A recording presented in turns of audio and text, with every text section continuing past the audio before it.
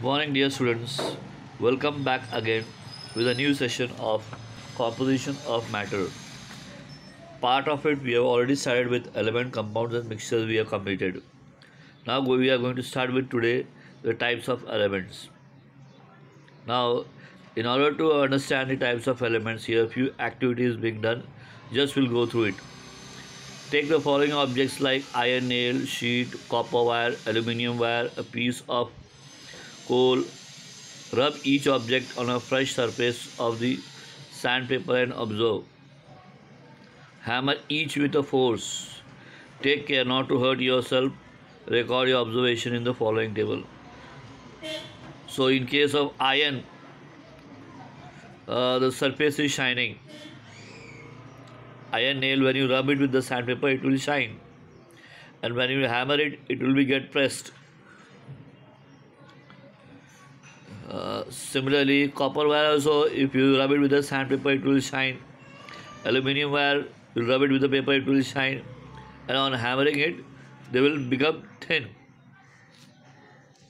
Now, this gives clear indication that metal has the property of malleability. That is, when you hit them or apply pressure, they will get thin. They will be converted into thin sheets. Whereas in case of a coal piece, when you rub it with the sandpaper, no shine is observed, and when you hit it with the hammer, it will break into pieces.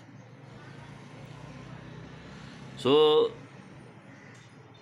all the metals, they possess the property of luster, that is, shining is there, and non-metal lack luster. Then metals possess the property of malleability. Malleability implies what? After hitting it, it can be converted into thin sheets. And non-metal has possess the property of brittleness. After hitting it, it will break into small pieces. There is another type of element called as metalloid, which was discovered, which possesses the property of both. Some property of metal and some property of non-metal is there. Now we will be moving towards types of compound. Now, in order to understand the types of compounds, again here some activities being done. Apparatus, evaporating dish and tripod stand, burner, etc. is there. Chemicals, camphor, washing soda, blue vitriol, sugar, glucose, urea.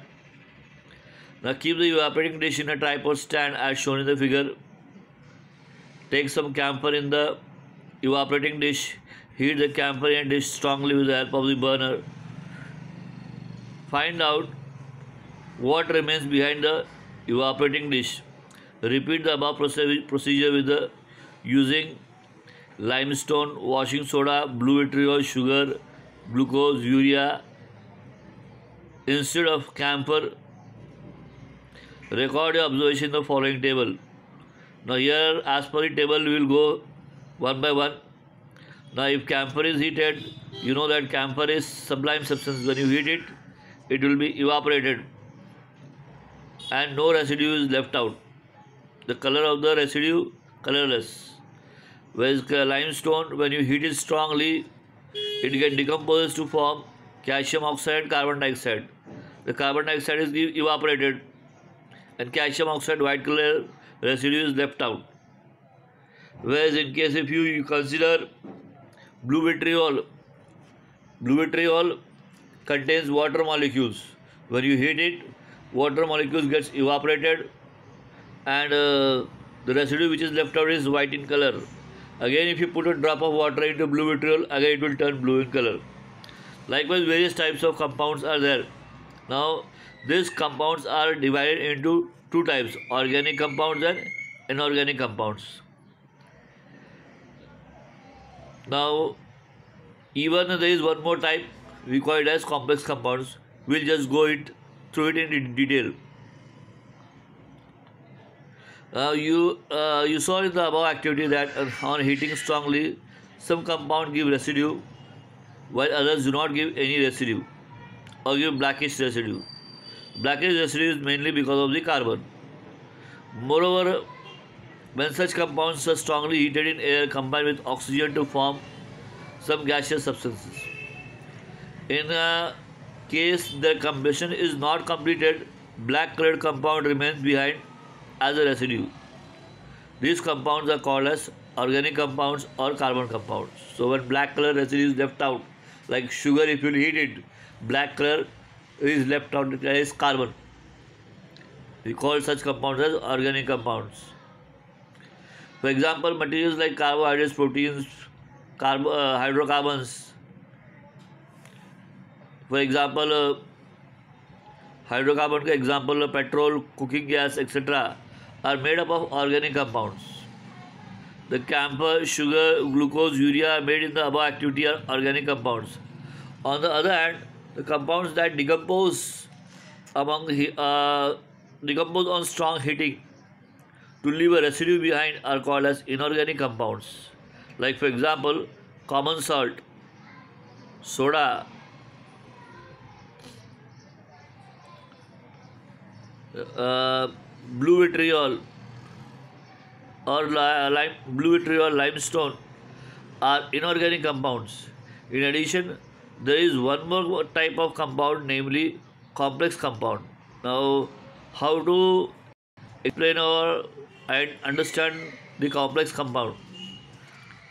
The molecule of compounds have a complex structure formed by atoms in the structure of the atoms in the structure. Here in this structure, how is it that in between, in the structure of the compound, in between is the metal and bonds are formed with the other compounds. But in between the structure, middle structure, there is always metal is present. Such a compound we call it as complex compound. Now, for example, here chlorophyll contains magnesium in between. Hemoglobin contains iron in between. Cyanocobalamin, that is vitamin B12, that contains cobalt, are some of the examples of complex compounds. The various atoms in the molecules of compounds are joined by chemical bonds.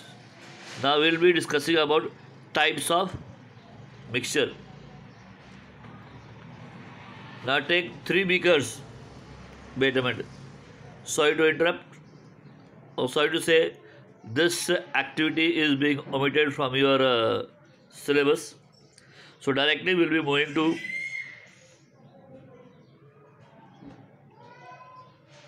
try this.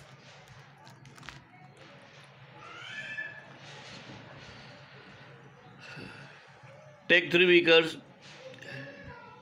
So you take 3 beakers. Take 10 gram of common salt in the first beaker, 10 gram sawdust in the second beaker, and 10 ml of milk in the third beaker. First beaker common salt, second beaker sawdust, third beaker milk. Add 100 ml of water in all the 3 beakers and stir. Which of the mixture separate water phase? Place the 3 beakers in front of vertical held paper and pass a laser beam through it. Beakers from the opposite side. Now, when you allow the solution to still, you know that sodium chloride, that is common salt, they get easily dissolved, and when you try to pass a laser, it will pass through it, easily pass through it. Whereas when you consider sawdust, it does not dissolve into the water, and therefore 2 different layers will form. The sawdust, 1 layer of sawdust and 1 layer of water. The beam of light can easily pass through it. Whereas when you consider milk, milk is not completely soluble in water, partially soluble in water. So when you will try to pass the laser through it, the part of the light will be diffracted, and only part of the light will reach to other side of the beaker. Now, when you pass these three solutions through filter paper. Now, in case of sodium chloride, since sodium chloride is completely soluble, sodium chloride or common salt is completely soluble. When it passes through the filter paper, uh, all the solutions, all the substances will pass through the filter paper. Whereas, when you take a sawdust and allow to pass through the filter paper, the sawdust will remain in the filter paper and the water molecules will pass through the filter paper. Whereas in case of milk, some particles, the size are bigger than the size of the pores of the filter paper. So they will remain in the filter paper and some particle of it will pass through the filter paper. Now based on this, the types of solution is being formed. Let's see what are those types. Homogeneous mixture of two or more substances is called a solution. The first beaker in the above activity is a homogeneous mixture of water and salt is formed. It is called a salt solution. The component of solution which is present in the largest proportion is called a solvent. Like for example, in salt and water, water is more and salt is pinch or very small amount, and therefore water is called a solvent and salt is called a solute. The other component which is a very less proportion than the solvent are called as solutes. The process of forming a solution by mixing solute in a solvent is called as dissolution. According to the states of a component, solution can be of many types. Solutions such as sea water, blue vitriol dissolved in water, salt dissolved in water, sugar syrup are the type of solid in liquid. In addition to this, solution can also be of the different types. Liquid in liquid type, for example vinegar, for example dilute sulfuric acid. Gas in gas type, for example air. Solid in solid type, for example alloy like brass, steel, stainless steel, etc. Gas in liquid, for example chlorinated water, hydrochloric acid. The composition of homogeneous mixture, that is to say solution, is uniform throughout bulk. If solvent is transparent liquid, the solution is also a transparent and it passes through the filter paper. In the second beaker, we call it as suspension. Now why it is called suspension? In the second beaker, in the above activity, a heterogeneous mixture of water and sawdust was formed. It is a mixture of liquid and a solid. A heterogeneous mixture of solid and liquid is called as suspension. Diameter of the solid particles in suspension is larger than 10 raised to minus 4 meter. Therefore, light cannot transmit through it. Moreover, these solid particles remain in an ordinary filter paper as a residue, and therefore liquid and solid components of a suspension get separated by filtration. So here two different layers is formed, that is called as suspension. Now colloid. The mixture of water and milk.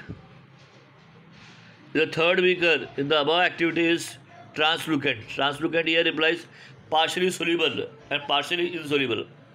It means that when light is incident on the surface of the mixture, it is partly transmitted and partly scattered.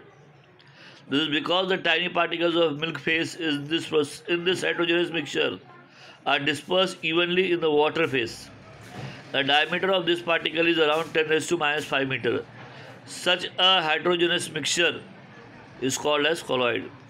However, as the pores of this ordinary filter paper are larger than this colloid, by filtration, milk is itself a colloid. In it, the solid and liquid particles of proteins, fats, having diameter around 10 raised to minus 5 meter are dispersed in the aqueous medium. Apart from this, there are some more types of colloids, such as solid in gas, for example, smoke. liquid in gas, for example, fog, cloud, etc. Let us understand compounds. While studying matter,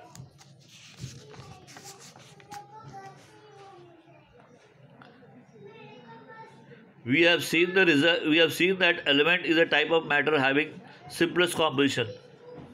On inspection of the composition of types of compound and mixture, it is learned that they are formed from two or more units. Whether these units are joint state with each other or separate decides whether matter is a compound or a mixture. If they are joined by a bond, then it is called as compound. If they are not joined by a bond, then it is called as a mixture. Take two evaporating dishes. 7 gram of iron filings in the first dish, in both and 4 gram of sulfur in the second. Take a horseshoe magnet near the matter in both the dishes and observe. Transfer the entire iron filings from the first dish into the second. Stir with a glass rod and observe.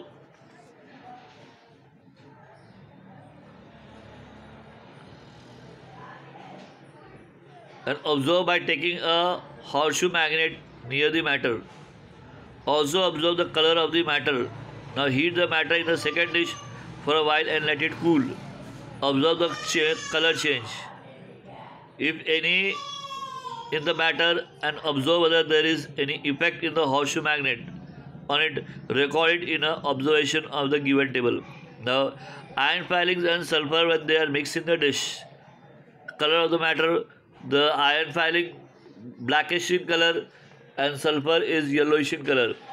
When they are mixed and horseshoe was moved around it, all the iron filings got attracted to the horseshoe magnet, and sulfur and sulfur and iron was got separated from each other.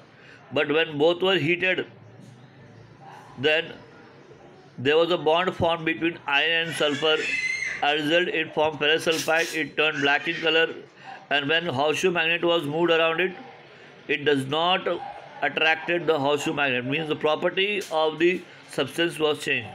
So when they are in the form of mixture, the original properties are retained. But when they form a compound, then the original properties do not retain. The properties are not retained. In the above activity, on testing the matter obtained by mixing iron filings and sulfur with the horseshoe magnet, it was found that the resulting matter was a mixture of iron and sulfur and possessed the properties of both the components.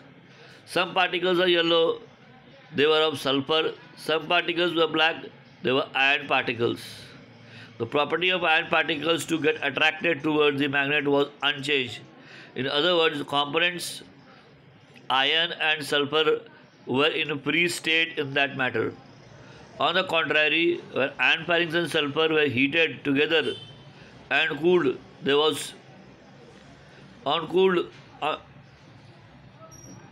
no effect of magnet on the characteristics of yellow color of sulfur also disappeared. From this we understand the matter formed in the above activity is different from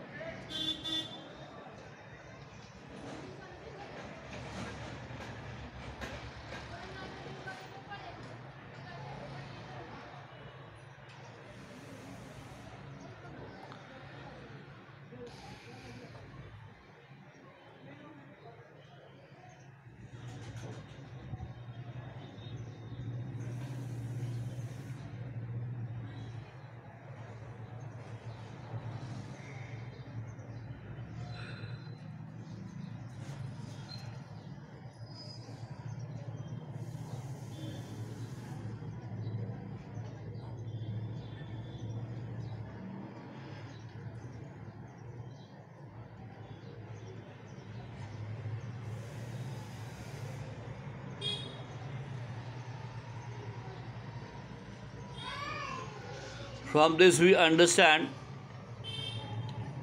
that the matter formed in the above activity is different from the original components. The chemical combination took place between iron and sulfur due to heating in the above activity. The atom of iron and sulfur became joined by chemical bond to form the molecules of a new compound. The molecular formula and valency. There is a definite proportion of the constituent elements in a compound. Certain number of an atom of the constituent elements are joined to each other in a molecule of a compound. Molecular formula indicates the number of atoms of each of the constituent elements in the molecule of a compound. The molecular formula includes the formation of regarding the symbols of other constituent elements and their respective number of subscripts. Now, to make you understand about this paragraph, here one one table is there. You can see the structure. You know that molecular formula of water is H2O. The constituent of water is hydrogen and oxygen. Number of atoms of hydrogen is 2 and oxygen is 1. Now, if you know the valency, then with the help of the valency, the compound can be easily formed. We just have to cross multiply the valencies, and the compound which will be formed will be nothing but the actual molecular formula. For example, valency of hydrogen is 1 and valency of oxygen is 2. When you cross multiply it, the compound form will be what? H1O2. H2O1.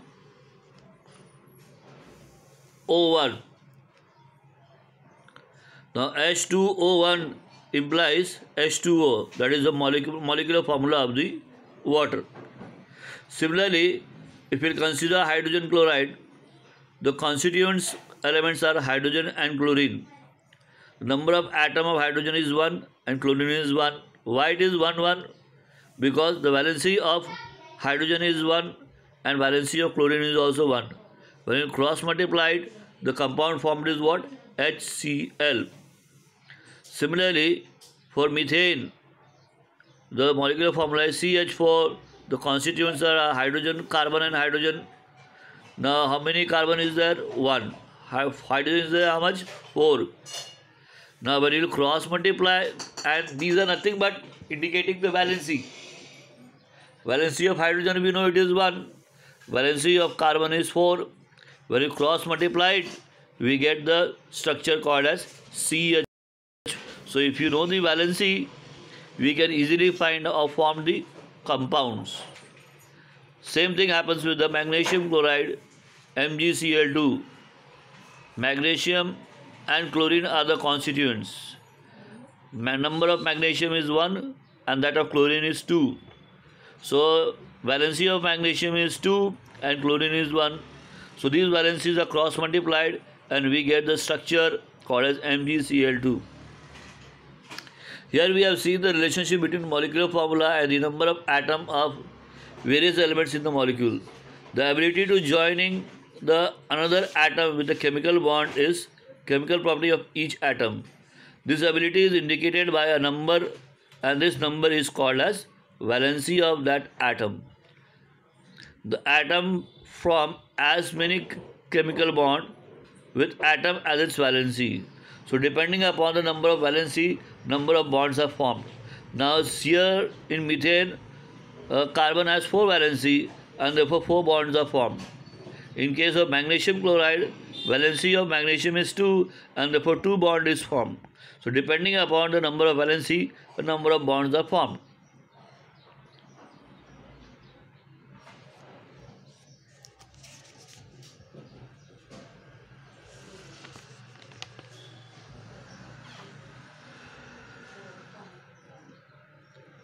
Molecular formula of various compounds formed by hydrogen and other elements are given in the following table.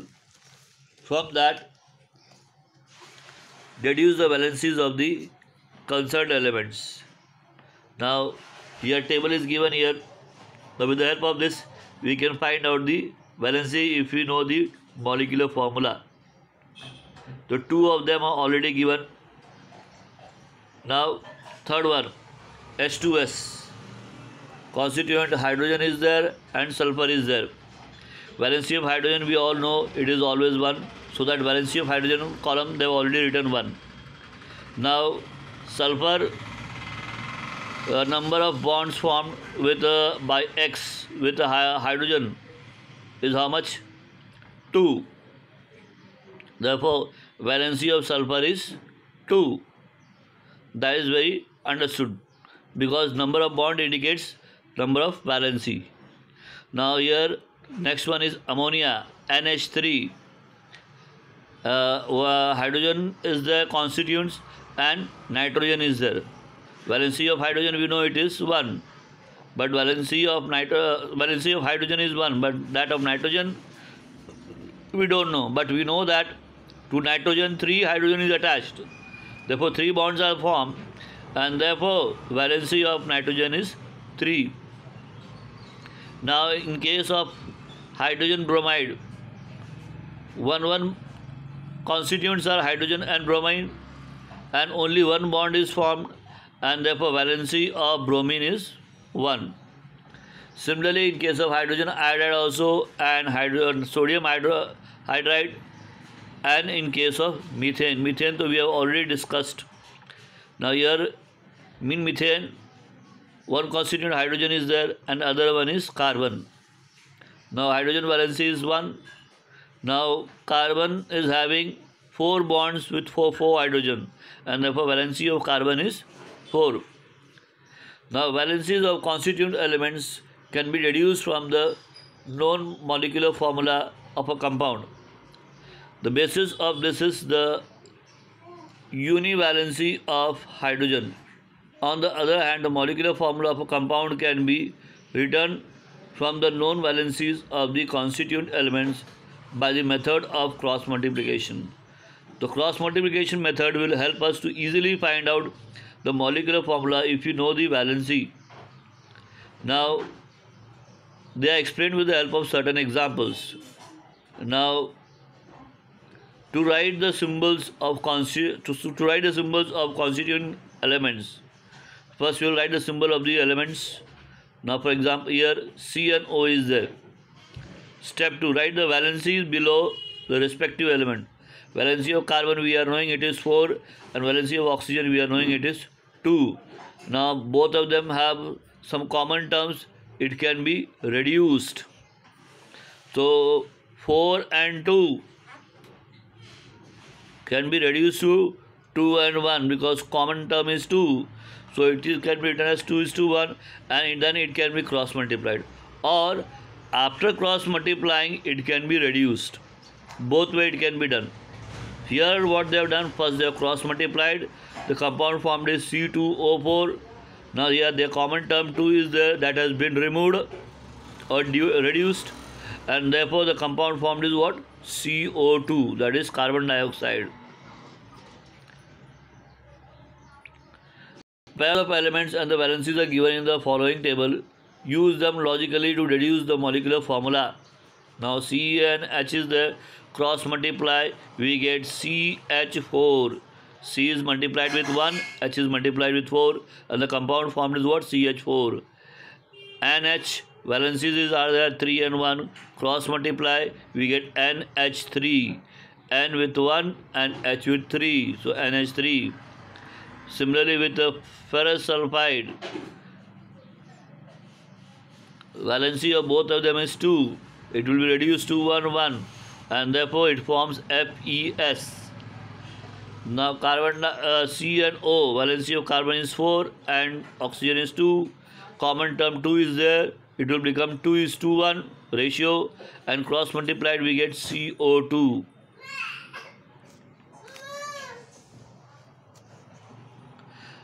Thus we have completed this lesson. If any doubt is there, you can personally ask me through WhatsApp. Have a great day.